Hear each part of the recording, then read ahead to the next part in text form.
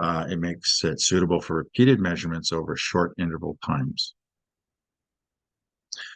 And that's very important when you're trying to figure out what you're doing is correct or you want to follow your progress. It's a lot easier to do something for 6 months uh, than it is for 2 to 3 years. And you get better compliance during shorter periods of months. So improved clinical decisions.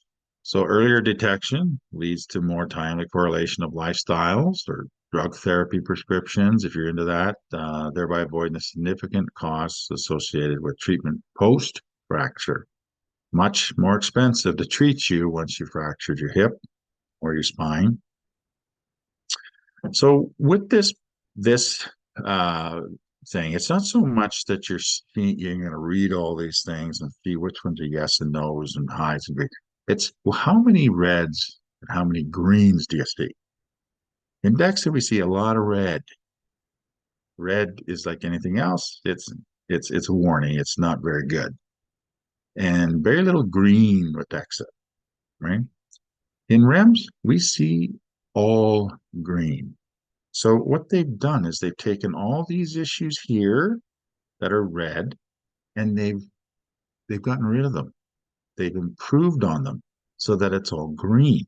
So now you've got a system that's very reliable and repeatable.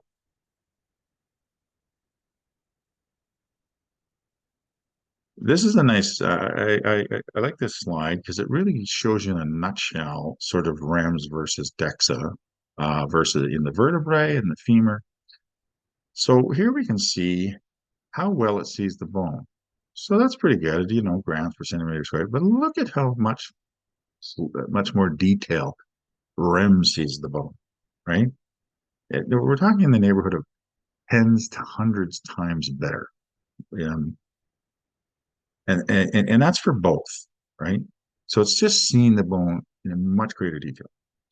The interoperator repeatability, here it is for DEXA, all right? It doesn't look too bad, but when you compare it to REMS at less than 0.5% versus basically 2%, that's a huge difference, right? That's over 4 times or 400% improvement on that. Same with over here. Now it's not as bad for the femur, but it's 1.5%. So it's a little improved, but still way under, way under, 0.5% for REMS. And then the least significant change. This means how small of a change can it see between, in difference down the road. Well, here you see it's like 5.5%, 4%. So 4 to almost 6% is what DEXA needs is that what DEXA needs to see any change in the bone. So you've got to lose 4 to 6% of your bone density for DEXA to actually detect it. Okay. So if you're going every 6 months or every year to DEXA, that's almost not worth your time because you don't lose bone density that quickly.